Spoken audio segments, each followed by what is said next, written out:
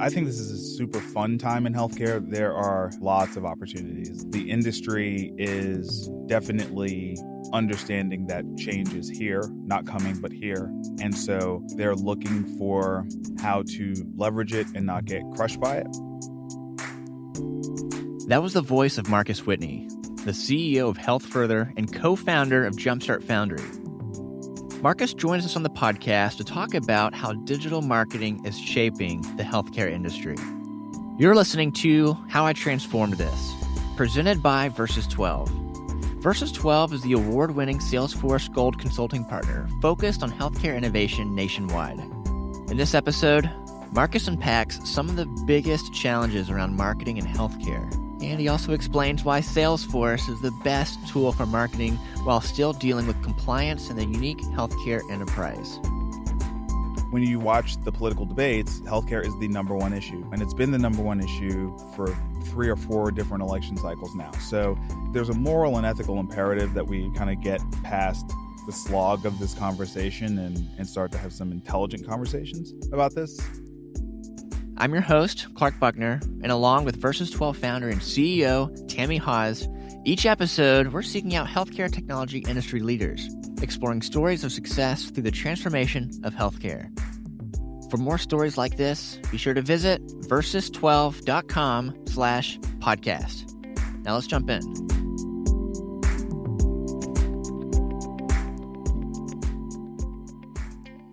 Marcus, welcome to the studio. We're so excited to hear your story, your healthcare transformation story. I'm so glad to be here. Thank you, Clark. Thank you, Tammy. Thank you for having me. Yes, Marcus, you are a legend in your own time around marketing and around technology and around healthcare and transformation. So this is a real treat. I'm excited to do it. So one of the approaches we've been using on this podcast, How I Transform This, is to kind of taking a past, present, future approach. And we like this because we can, each of our guests, hear a little about their past, kind of how that's shaped their healthcare journey. We talk a little about what's going on today, and then we talk about the future. And we're especially excited to have you as a guest to look into the future of what you're interested in right now and the future of healthcare, what you're interested in investing in. All that will make sense in a minute. So I think maybe we just start off kind of a quick snapshot on who you are. And I know there's a lot of things you're doing, but then let's kind of rewind it back to the past. Sure. My name is Marcus Whitney. I live in Nashville, Tennessee. I've been here for 19 years. I'm an entrepreneur. I spent the last 5 years focused in healthcare innovation, but my background was really in software. So I started as a software developer. My first paid gig was as a content developer, junior content developer at HealthStream, and I did that in 2001. And then I didn't touch healthcare again until 2014. So from 2002 to 2014, I was in digital marketing, and that was everything from digital signage to email marketing at Emma Email Marketing. I did that for 4 years, to social media marketing and social commerce at a company called Moontoast. And then I started to kind of shift into the healthcare space. I co-founded a company called Clariture with a couple guys, Devin Carty and Daniel Hightower, that was sold to Trilliant Health. And it was a ad buying platform. It was basically the lessons that we had all learned at Moontoast about where social media was going. And it was an ad buying platform to handle the dicey HIPAA landscape and how a healthcare company might be able to buy advertisements on Facebook, Twitter, and Google. And one of the things that we learned during that time is healthcare companies like to work with companies that speak healthcare. They don't love doing general tech. They just feel like if you market and position around healthcare, that means you at least understand the labyrinth that you have to sort of navigate in order to be able to execute anything with technology. So that was a learning. And then in 2014, my partner Vic and I took what was our nights and weekends project, Jumpstart Foundry, as a tech accelerator. We pivoted into a healthcare startup fund. We've been doing that for 5 years, and we have a little over 80 companies in the portfolio. And we've done a bunch of stuff sort of on the heels of that. What a perfect convergence of your experience and where we are with healthcare today, because to a certain extent, you're way before your time in, how technology and how marketing would dovetail into what's going on with healthcare right now. Yeah. And, one of the things you learn pretty quickly about being a venture investor is you don't want to be too far before your time. You want to be on time. And so, I like to think that I was able to be patient and wait it out, and hopefully now is the right time for all this stuff to converge and make some money for people. But yeah, I mean, I was fortunate being on the digital marketing side. I think was really where I got the early access to stuff, and seeing things like email marketing that, email marketing is now ruined email, but like, back in the day, 2003, it was really, really novel. The idea that you'd send these newsletters out and it'd be a way that you would authentically communicate with people, in a digital manner. People don't really think back to what it was like in 2003 before we had iPhones, before there were social networks, before, we really didn't have blogs. So all that infrastructure was not there yet. And so having jumped in on the email marketing side and then gone into the social and the mobile and all of these different types of things, the rest of the world has really had to follow the digital marketing world, I feel like, for the most part. And, we now see the most valuable companies in the world are these digital marketing companies, digital marketing and digital commerce companies, right? And so it was inevitable it was going to come to healthcare, and we're here now. I think that's part of what we're going to talk about today. And it's fun to watch how we navigate this together.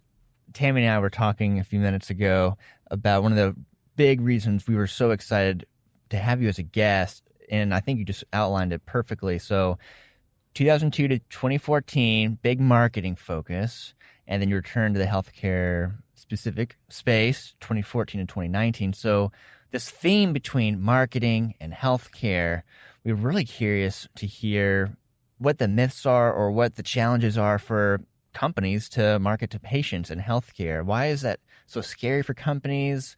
Where have we been? Where are we going? That is something we're really interested to hear about.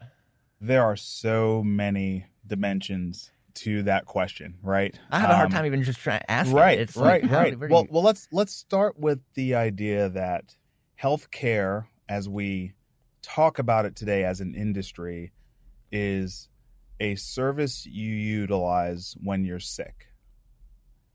And so who wants to be marketed to about being sick? Let's just start there. That's a great starting point. Right. Let's not talk about all the other stuff. Let's just talk about the fact that psychologically it's kind of a mismatch, right? And then you get into the industry economics, which are the person who's the patient is not really the person who's paying. So that's the next disconnect. And then the third thing is the nature of the transaction is very, very sensitive. The information can really impact a person's life and livelihood if it gets out, right? If it's known that you have a particular disease or you're suffering from a particular disorder, these things have really, really serious implications. Employment implications, insurance implications, and I don't mean health insurance, I mean life insurance, right? You know what I mean? Like there's all sorts of implications for this stuff. And so it's really important that data is protected. And so there's more, but let's just start with those three, right? Those are three really, really big challenges that every other industry that has leveraged digital marketing over the last 15 years to great success doesn't have to deal with.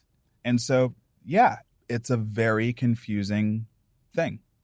Confusing is the key word there. It's always been very interesting to me that because of HIPAA and other regulations, you can't really put a lot of information about a person's disease in an email.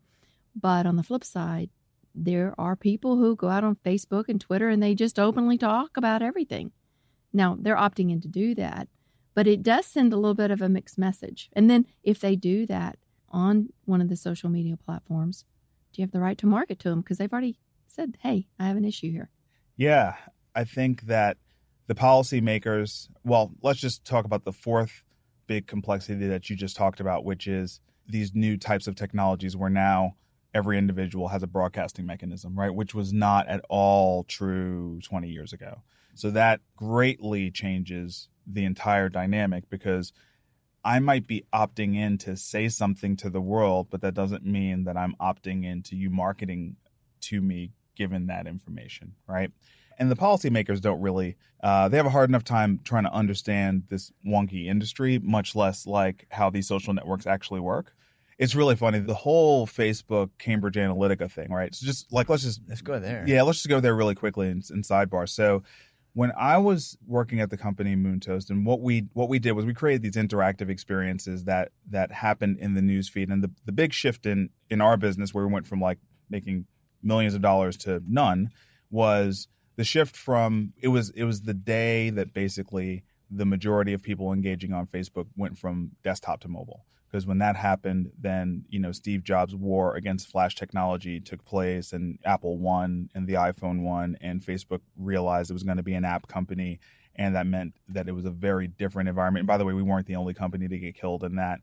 Basically, all the companies that were doing embedded experiences in Facebook got killed, like Zynga. Anyone remember Farmville? Anyone remember? Oh, yes. Yeah. Yeah, I'm not checking my Mark crops Pincus, right? in Exactly. a long time. I mean, it's like a massive. This is like $1 billion company, right? That like doesn't exist anymore. Wow. Yeah. So there was a whole industry of really big venture and PE backed companies that went out at that time. And when that was happening, the other big thing that happened for a whole ecosystem of partners that Facebook had was we all realized, oh wow, they're going to become an ad company. And they showed us everything. There was a company called Datalogics, and they were integrating all of this third-party purchase data that they had from. So we saw all the targeting capabilities that you had, and just nobody else knew about it. The only people who knew about it were these big media buying agencies and the technology vendors.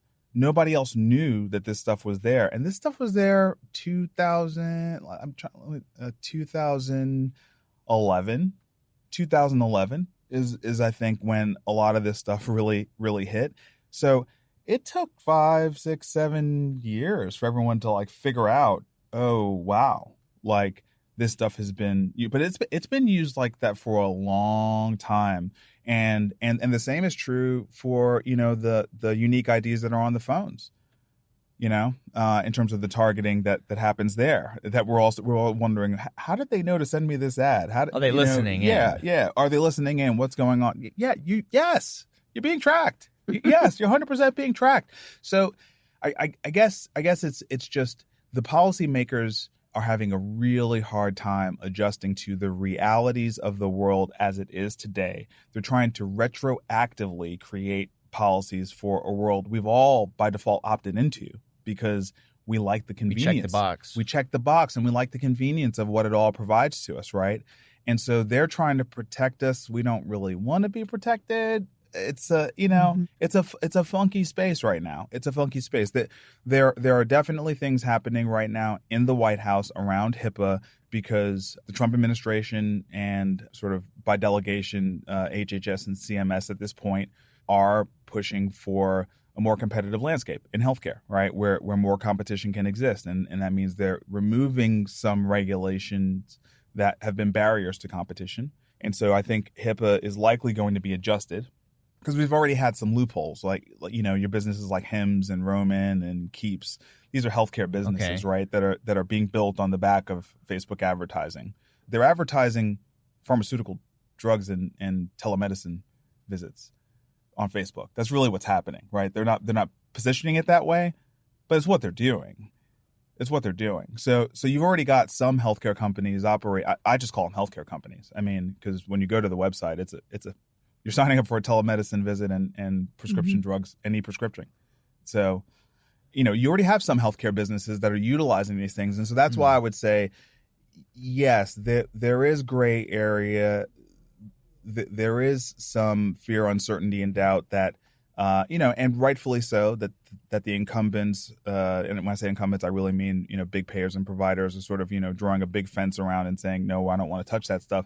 But you've got, companies that are now in the hundreds of millions of dollars that are being built utilizing these technologies.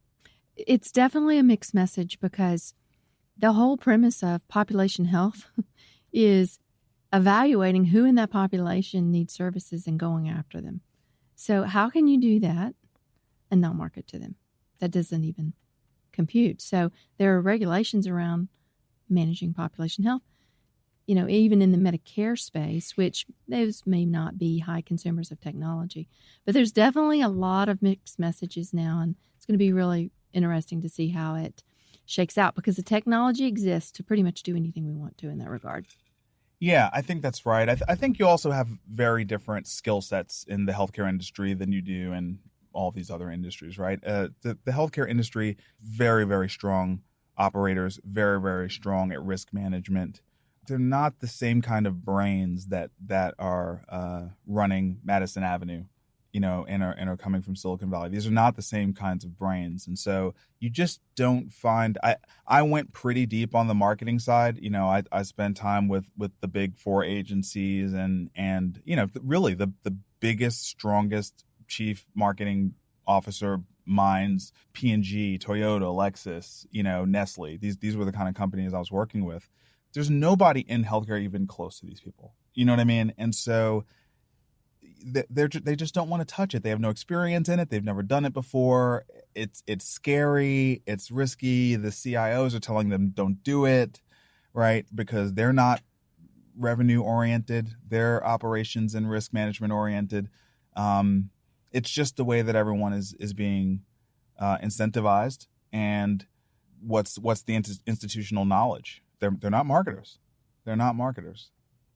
Companies that enter healthcare but start with strong marketers are going to be able to kill it because they're going to start with blacklist mentality versus a whitelist mentality, right? Which is like, just tell me the things I can't do, and I'm just going to do everything else, right? Whereas the healthcare companies are going to go the other direction and be like, I'm assuming I can't do anything, and you need to show me the one thing that's super safe for me to do, right? You know what I mean?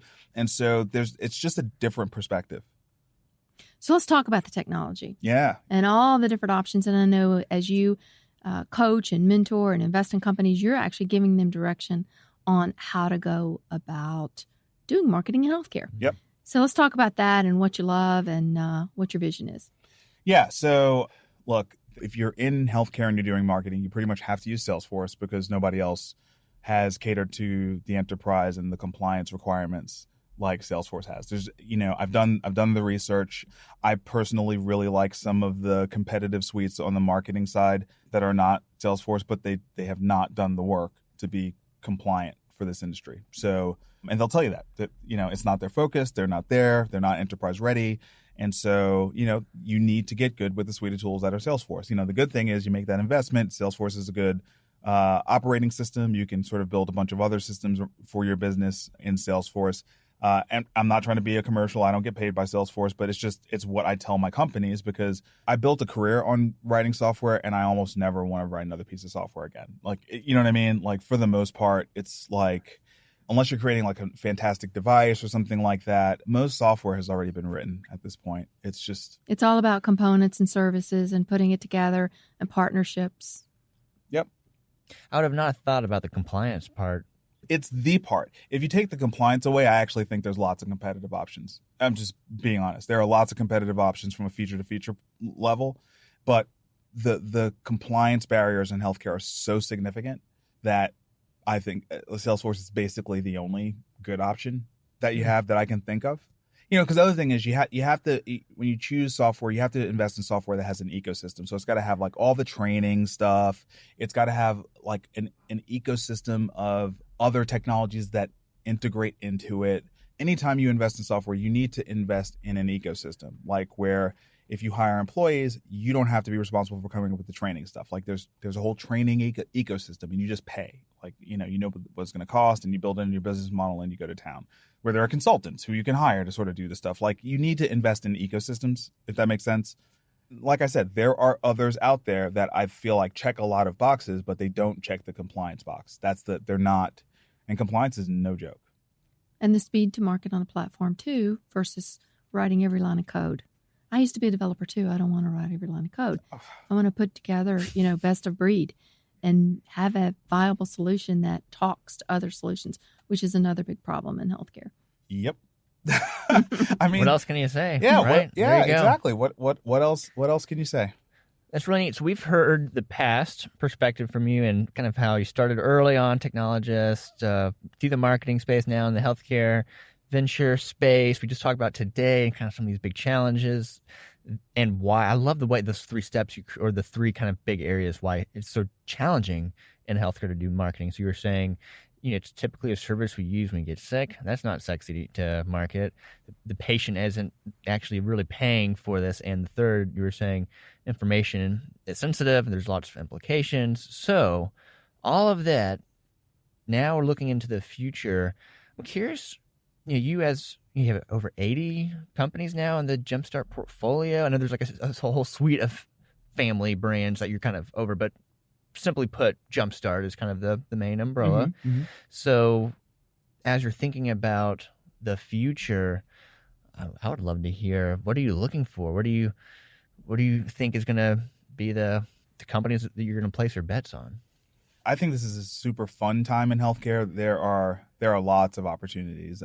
Generally speaking, the industry is definitely understanding that change is here, not coming, but here. And so they're looking for how to leverage it and not get crushed by it. You have to, now having been in it 5 years, we're very fortunate to be based in Nashville because there's so many big companies here that you can get out of like the headline reading and get into like the details, right? And the details are different companies have different leaders, they service different markets, they have different personalities, different focuses, and they're going to buy different things differently, right? And so it's not like this is the thing that's going to blow up in the healthcare industry. It's just not what it is. Some folks are really focused on revenue cycles. Some folks are really focused on telemedicine. Some folks are really focused on remote patient monitoring. I mean, you have to understand the market, and that's where we are value added as investors. Is we spend a large amount of our time trying to understand the market. I talked earlier about your hymns and Romans and stuff like that. And just for context, for me, my purpose, can you explain when you say hymns? You're talking about like the company. I think their domain is 4 hymns. Okay.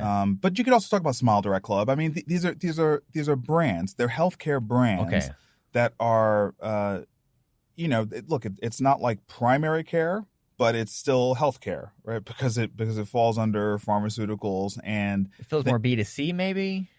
Well, sure, but it's still a clinical interaction. Okay. Right. It's still a clinical interaction that would be tracked under HIPAA and under HHS and CMS and FDA and all of those big regulatory bodies.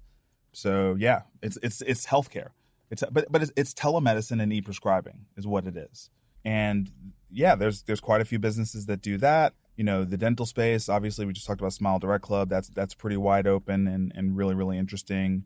Yeah, there's lots of stuff. There's lots of stuff. CMS is changing things that you can get paid for. So if you're talking about the healthcare system, like the incumbents, sort of the old school, the legacy industry is what I usually refer to it as the legacy industry. You have to track the codes, which are what are you going to be reimbursed for, right? And so one of the big new waves has been remote patient monitoring, which is pretty cool, right? Which is pretty cool. There's like wearables, that kind of, maybe. Well, wearables are how they will manifest. But they're not quite there, maybe. No, they're there. Okay, they're there. But the idea is healthcare is recognizing that you can't only track a patient when they're in the clinical environment. Right. You need for chronic conditions, for recovery from surgery, adherence to medication. For all these reasons, you need to be able to track them outside of the clinical setting, right? And you should be compensated for that because there's serious costs associated with not tracking them outside the clinical setting, if that makes sense. So, down the road, if you're not paying attention, you're going to pay for it eventually. That's right. And so that's a whole body of procedures and services that are opening up because there's new codes that are being released for those in the last year. So yeah, you just have to track all this stuff. There's lots of opportunity, but there's also a lot of smoke and mirrors and stuff that's not real. Yep. That's one of the things I love about healthcare. It's not just the payer and the provider, but it's all these service organizations that are in between that are serving the payer and the provider. And then there's new types of providers, as you spoke to. It's fascinating. And all of them need automation. And the policy. And the model's changing. So you can't just go grab a package off the shelf because you have to have a technology platform that you can mold and it can grow with your business. Yep. It's a fun time. It is. Wonderful. This has been great. I know we could continue to hang out. We might need to bring it back on the podcast eventually. Sure. Anything else that we maybe haven't touched on that is just really big on your heart right now and on your mind? Anything else before we start to wrap? Well, I think just generally speaking, we need to try to get out of the broken record headlines that have kind of plagued this conversation for a long time. Any examples that just kind of make your... Well, I think let's just take the premise of this conversation, which is, that you can't market because of HIPAA, and in spite of that, I've given you examples of companies that have grown to hundreds of millions in revenue just in the last 12 and 24 months, marketing on Facebook and Instagram and navigating HIPAA, right? So those kinds of headlines they're just not helpful anymore, and we need to be able to have more inclusive conversations with people who are looking at different things so that we can advance, because it's just kind of getting stale. Very stale and stopping transformation. Yeah. And look, I think the big issue is that when you watch the political debates, healthcare is the number one issue, and it's been the number one issue for 3 or 4 different election cycles now. So, there's a moral and ethical imperative that we kind of get past the slog of this conversation and start to have some intelligent conversations about this. That's probably where I'd wrap up. Cool. What's a good way for someone to connect with you, follow along? There's a lot of interesting things you're doing. I'm one of those who loves to follow along. What's kind of the call to action right now? Yeah, I mean, easy thing, just Marcus Whitney anywhere online. You can Google that. He's everywhere. Yeah. Everywhere. And you get a great newsletter every Monday, The Grind. Send the newsletter out. And if you follow me, then you'll find out about all the companies. Jumpstart, Foundry, Health Further, et cetera, et cetera. Nashville Soccer Club. Buy season tickets. Cool. Thank you so much for hanging out with us. It's always good to connect with you, and I just love following the journey. Thanks, Clark. Thank you, Tammy. Thanks for having me. Thank you, Marcus. It's just always very thought-provoking to have a conversation with you and hear what you're doing, and you're full of energy, and that's exactly what healthcare needs. Well, thank you, and I'm super excited that you're doing this show. This is going to be a fantastic platform for great discussion, so thank you for having me. Thanks for listening to How I Transform This, Success Stories of Transformation in Healthcare, presented by Versus 12. To learn more about how Versus 12 is best situated to transform the healthcare industry and to follow along with this show, be sure to visit versus12.com/podcast. We'll see you next time.